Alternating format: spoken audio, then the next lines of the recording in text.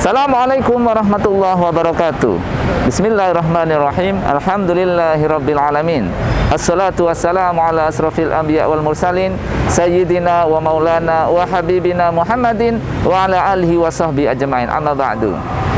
Pemirsa Sisma TV yang berbahagia, alhamdulillah pada kesempatan kali ini kita dipertemukan oleh Allah melalui siaran kami Sisma News, yang pada kesempatan ini memperingati 76 tahun kemerdekaan Republik Indonesia. Kita akan melakukan liputan khusus mengulik salah satu dari beberapa tempat bersejarah yang ada di Kota Malang, yaitu Masjid Sabilah Malang, sebagai monumen perjuangan kemerdekaan Republik Indonesia 1945, sebagai peran tokoh para ulama di dalamnya.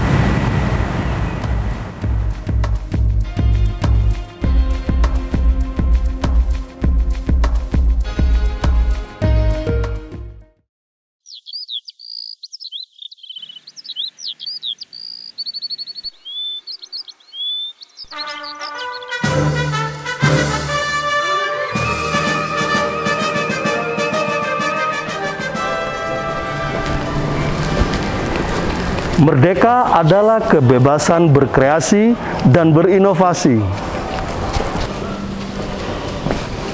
Jangan patah arang cuma karena aral melintang.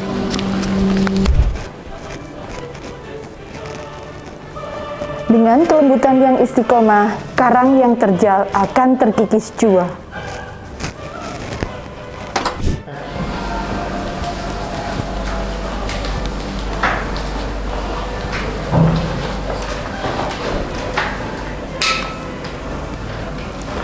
Selalu fokus pada visi dan misi untuk sukseskan program kerja.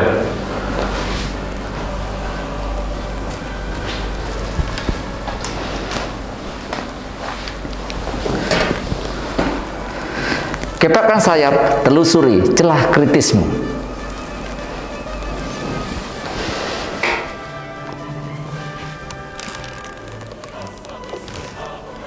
Sabar mencari solusi, bijak tiada henti.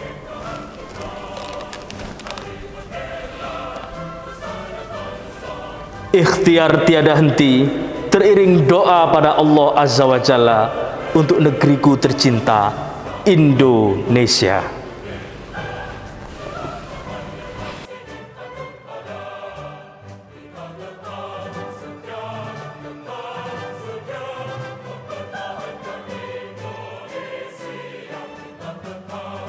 Mari kita wujudkan Indonesia tangguh, Indonesia tumbuh. Sisma TV Mendidik, membangun, Peradaban dunia.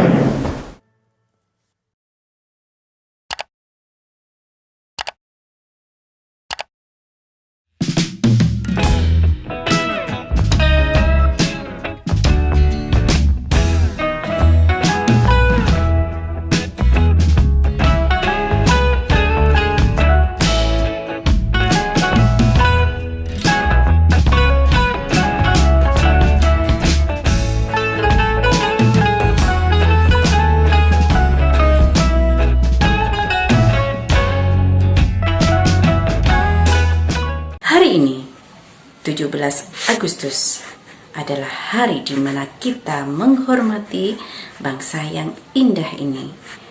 Jasa pahlawan, jasa penuh kenangan. Mari bangkit bersama isi kemerdekaan dengan semangat pantang menyerah untuk terus maju menyongsong masa depan. Selamat Hari Ulang Tahun Kemerdekaan Republik Indonesia yang ke-76. Jayalah selalu Indonesiaku. Merdeka.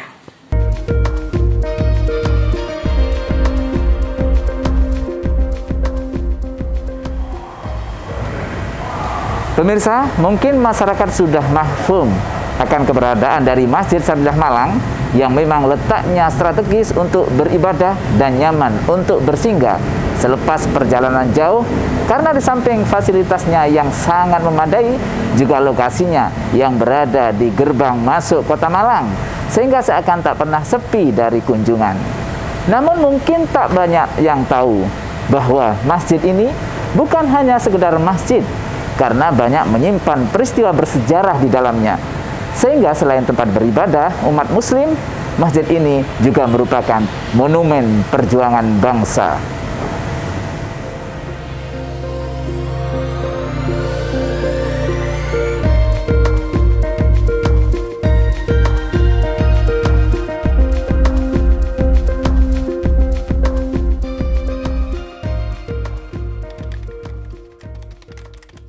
Jadi hubungan antara Yai Maskur dengan Laskar Sabilillah. Dan kalau sebelum ada Laskar Sabilillah itu Laskar Hizbullah dulu sebenarnya. Kalau Laskar Hizbullah itu kan ya peninggalannya Masjid Jamek Singosari ini Masjid Hizbullah. Itu panglimanya Kiai Haji Zainul Arifin. Itu juga binaannya Yai Maskur. Sehingga ketika perang Surabaya 45 itu Zainul Arifin dari Jakarta diajak ke Malang sini, dikasih rumah tempat tinggal di timur dekat rel kereta api Singosari. Ya, untuk pemuda-pemudanya itu dibawa Laskar Hizbullah, santri-santri pondok itu sama Zainul Arifin berangkat ke Surabaya. Nah, kalau Pak Yai Maskur itu berdasarkan karena beliau selaku ya di PBNU waktu itu kantornya di Surabaya, dan Surabaya peristiwa yang sangat terkenal itu mulai dari 19 September 45, perobekan bendera merah putih birunya dirobek gitu ya. Nah, di Surabaya mulai bergejolak itu 19 September, sehingga nanti latar belakang dari keluar hari santri itu peristiwa 22 Oktober, 1 bulan setelah perobekan bendera. Itu karena sekutu Belanda ingin datang berkuasa menjajah lagi, sehingga keluar fatwa itu dibacakan sendiri oleh Hadratus Syekh Hasyim Asy'ari di ya sekarang di dulu kantor PBNU Bumbutan Gang 4 Surabaya itu. Nah, karena di situ hari santri itu atau resolusi jihad itu menyatakan bahwa satu, menuntut pada pemerintah agar bertindak tegas, menyatakan bahwa perang mempertahankan kedaulatan, berjuang itu adalah jihad fi sabilillah. Jadi sebenarnya hari yang harusnya diperingati oleh Yayasan Sabilillah itu ada beberapa dasar. Yang pertama resolusi jihad hari santri itu 2 Oktober, karena di situ menyatakan sebagai tertulisnya. Nah, hukumnya adalah jihad fi sabilillah. Tindak lanjut dari pernyataan Ketua PBNU Khatul Syekh Masari selaku Ketua Masumi juga, sehingga ketika kongres tanggal 8-9 November, setelah hampir 1 bulan setelah resolusi jihad, kongresnya di Jogja. Di Jogja menyatakan Kongres Umat Islam itu bahwa akan membentuk barisan sabilillah. Nah, barisan sabilillah dari situ juga bisa dijadikan sebagai hari dasar hari jadi sabilillah itu 9 November tahun 45. Yang ditunjuk sebagai panglimanya adalah beliau Kiai Haji Maskur. Nah, kenapa yang ditunjuk sebagai panglima sabilillah itu Laskar Sabilillah? Ya, memang sangat tepat. Kalau untuk kepemudaannya sudah Laskar Hizbullah, untuk sabilillah ini laskar di luar Hizbullah. Jadi bisa anak-anak, wanita, orang-orang tua yang tidak tergabung di Hizbullah, semua umat Islam. Karena fatwanya itu nanti jelas bahwa radiusnya jelas, waktunya jelas. Radius 84 km dari titik Surabaya itu hukumnya wajib ain bagi umat Islam. Umat Islam semuanya membantu. Yang di luar garis diameter itu radius 84 hukumnya sunnah. Adapun kalau yang di radius itu fatwanya jelas. Nah, Kiai Maskur sebagai panglima Laskar Sabilillah. Begitu perang Der 10 November 45, 1 hari setelah Kongres Umat Islam, karena Kiai Maskur juga markasnya ada di Singosari, rumahnya di Singosari. Di depan rumah itu masjid dulu jadikan laskar latihan, baik Hizbullah maupun Sabilillah. Nah, strukturnya langsung jelas. Ada pengurus tingkat pusat, ada tingkat istilahnya provinsi, ada karesidenan. Jadi markas Sabilillah sebenarnya kalau di Malang ini ada, seperti kalau pengurus itu di Malang itu ada kantor wali kota, ada kantor camat, ada kantor RW gitu ya. Di Malang juga ada Sabilillah tingkat pusat, tingkat karesidenan. Itu sehingga 3 tempat itu nanti di detailnya di lampiran deskripsi saya ada. Ketua Panglima pusatnya ya Maskur. Panglima untuk Karsiden Malang Kiai Haji Umar Maksum. Maksum di Kota Malang. Nah, itu ada. Untuk tingkat kecilnya ada juga nanti. Jadi tiap daerah ada kecil-kecil. Yang paling bagus katanya untuk cerita heroismenya adalah sebelum berangkat ke Surabaya perang. Wah, ini keterlibatan pesantren-pesantren. Jadi kiai-kiai yang bagian ngasih bekal, kebal dan lain-lain itu ada. Jadi dulu Kiai Said di Pakai Saji situ. Sekarang pondoknya Kiai Said pindah ke Ketapang, ke Panjen. Tapi di Pakai Saji itu Kiai Said atau sono tengah itu masih ada masjid dan pondoknya Al-Munib. Di situ ada kolamnya, ada apa. Jadi laskar-laskar itu dimandikan dulu situ. Nah, tombak dan lain-lain, bambu runcing, keris apapun sebelum berangkat ke Surabaya. Nah, itu masalah. Kalau soal senjata ini yang paling unik. Di daerah lain perang merebut senjata dari Jepang itu dengan perang 5 hari di Semarang. Tapi di Malang ini pusat pertahanan Belanda bahkan era Jepang juga. Sehingga angkatan darat tertinggi masukannya itu sekarang jadi Rampal. Itu namanya dulu kategori Butai. Angkatan udaranya ada Bugis dulu, sekarang Abdurrahman Saleh. Angkatan lautnya ada Kaigun markasnya di Malang Raya ini. Di Rampal itu 3.500 prajurit Jepang, senjatanya diserahkan semuanya ke Republik Indonesia tanpa satu butir peluru untuk merebut itu. Itu angkatan darat. Angkatan udara, angkatan laut semuanya diserahkan. Misalnya di Pujon, markas di Pujon itu. Karena waktu itu adalah kecerdikan dari Kiai Haji Maskur. Tahun 45 beliau statusnya adalah penasehat wali kota Malang, Syuk Malang. Wali kotanya orang Jepang, penasihatnya Kiai Maskur. Sehingga di lobby dengan orang Jepang, sehingga Jepang selesai ada karena kesatrianya ajaran Bushido, katananya diserahkan.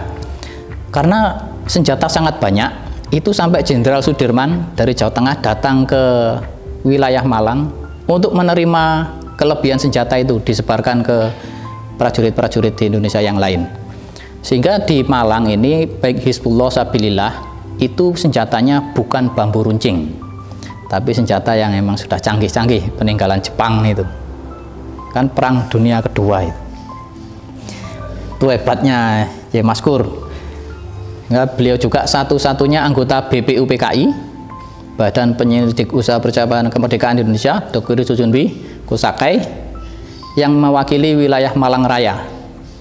Sehingga sidang di Jakarta tanggal sampai 1 Mei yang melahirkan rancangan UUD 45 termasuk Piagam Jakarta BPUPKI itu juga dari beliau, sehingga jasa beliau di bidang militer, pendidikan, sosial, dan lain-lain sangat banyak, sehingga pantas pemerintah menganugerahkan gelar pahlawan nasional.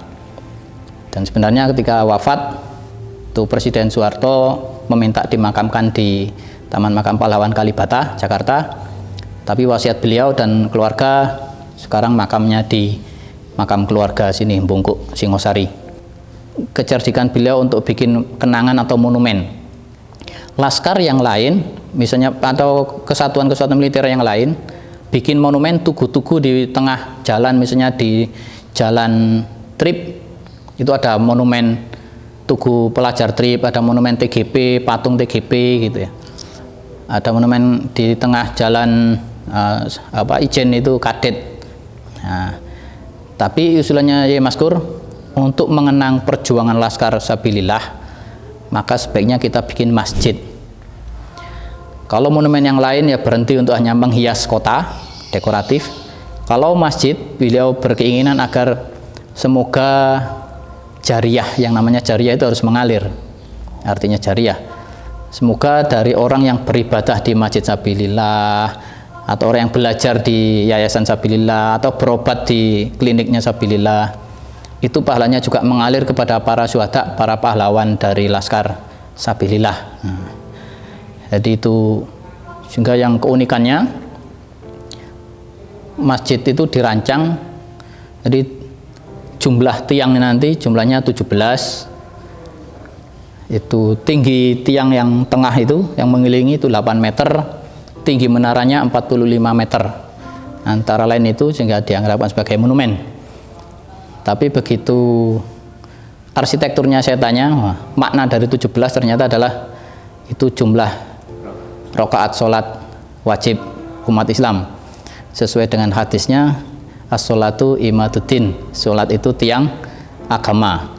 Jadi kalau isya, subuh, lohor, asar, maghrib 4, 2, 4, 4, 3 dijumlahkan 17. Itu tiang Masjid Sabilillah yang mengelilingi itu. Tingginya 8 meter, ternyata katanya yang merancang 8 itu ya lambang bulan kemerdekaan Agustus, tapi juga lambang jumlah pintu surga. Sehingga masuk ke Masjid Sabilillah dari banyak pintu, timur, utara, selatan itu banyak, jumlah kanopinya itu juga 8 masing-masing. Itu. Dan adapun 45 meter tinggi menaranya itu dari sifat wajib Allah 20, sifat mokhal 20, sifat wajib Rasul 4, sifat jaiz 1, totalnya 45. Gitu katanya perancangnya dulu. Jadi nama perancangnya ada di plakat di monumen Masjid Sabilillah itu.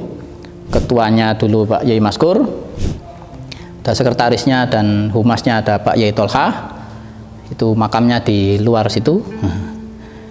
Dan bagian teknis perancangan ada makamnya kakek saya, namanya Mbah Fakih. Di situ juga ada plakat nama kakek saya, makamnya di situ juga.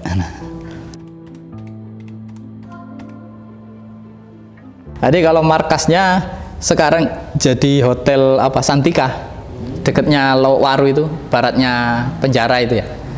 Situ itu markas untuk Karesidenan Malang. Adapun markas Kota Malang itu di dekat Hotel Ulino, Awaris Menandar. Situ ada markas-markas atau kantor.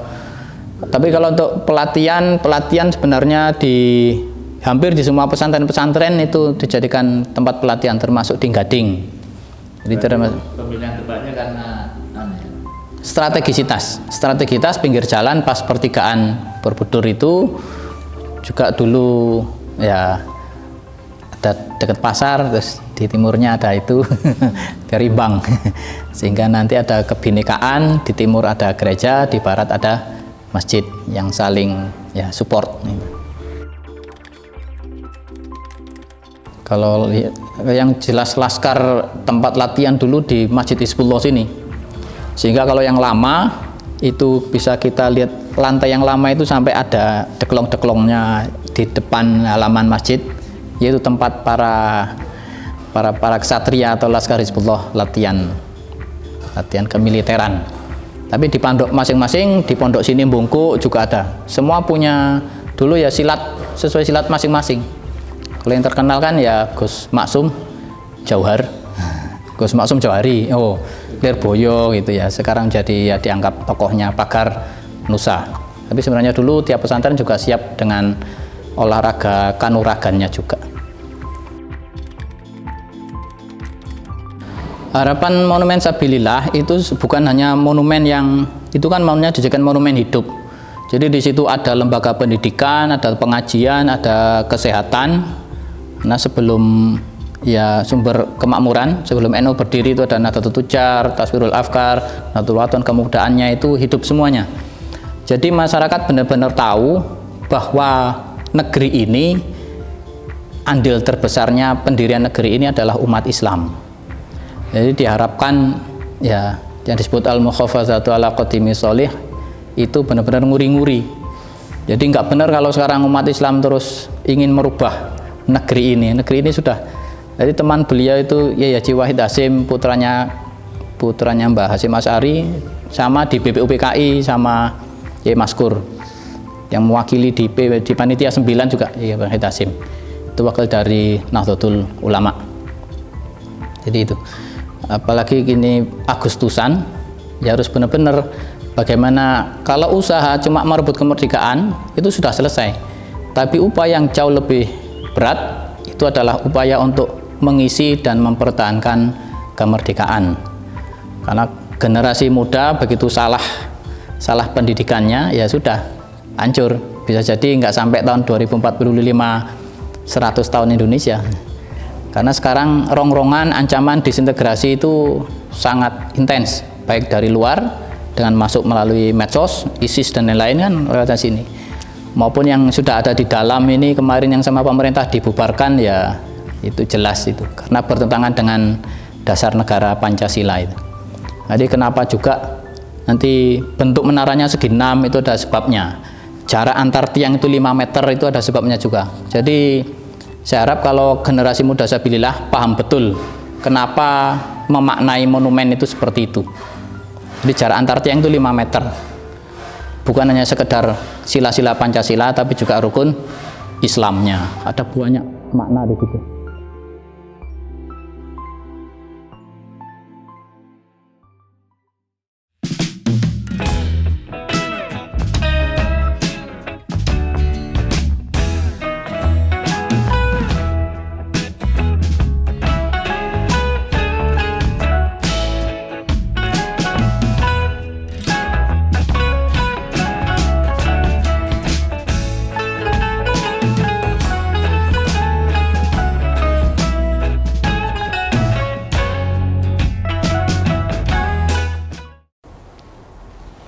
Bendera merah putih telah berkibar di langit Nusantara.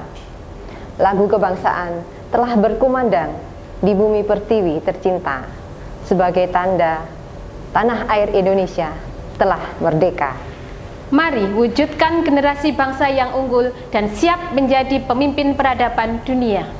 Tumbuh menjadi generasi yang memiliki karakter Islami, berkebangsaan dan berkecendekiaan. Untuk mewujudkan Indonesia tangguh dengan tetap optimis menghadapi masa pandemi. Kami, keluarga besar SD Islam Sabillah Malang, mengucapkan Dirgahayu Kemerdekaan Republik Indonesia ke-76. Semoga Indonesia semakin jaya. SDIS sukses. Sabilillah we love. Kami, keluarga besar SMP Islam Sabilillah Malang, mengucapkan Dirgahayu Republik Indonesia ke-76. Tumbuhkan semangat pantang menyerah untuk terus maju bersama, bersatu untuk Indonesia. SMPIS, yes I can. Sabilillah, we love. Dirgahayu Indonesia.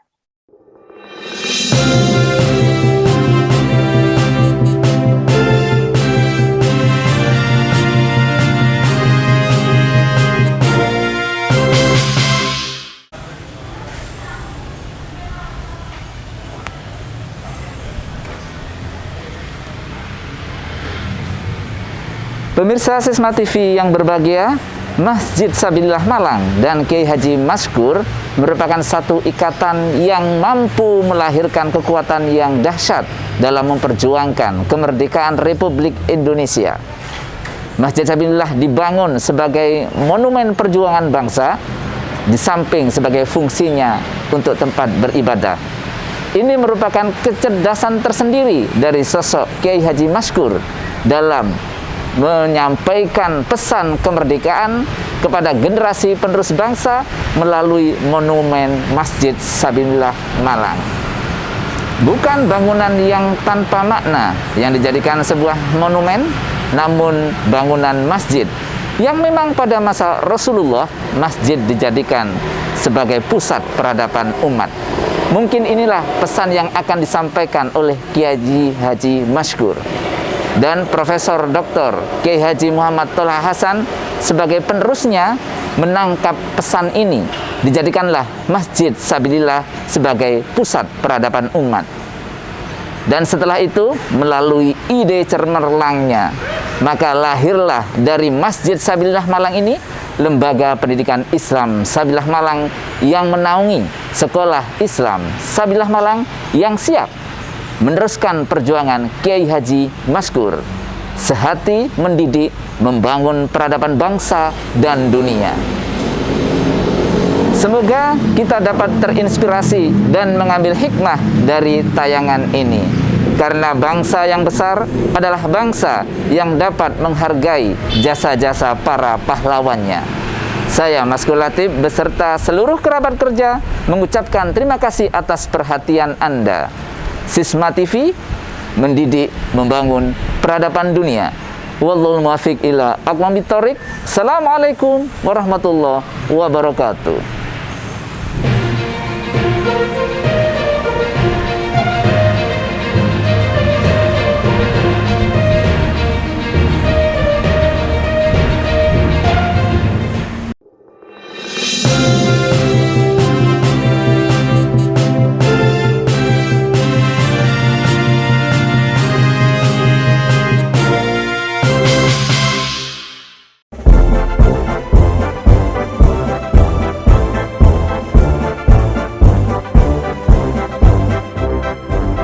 Sekolah Islam Sabilillah Malang, lahir dari ulama berpikir cemerlang, masih sebagai pusat peradaban gemilang, Indonesia untuk masa mendatang. Siswa sekolah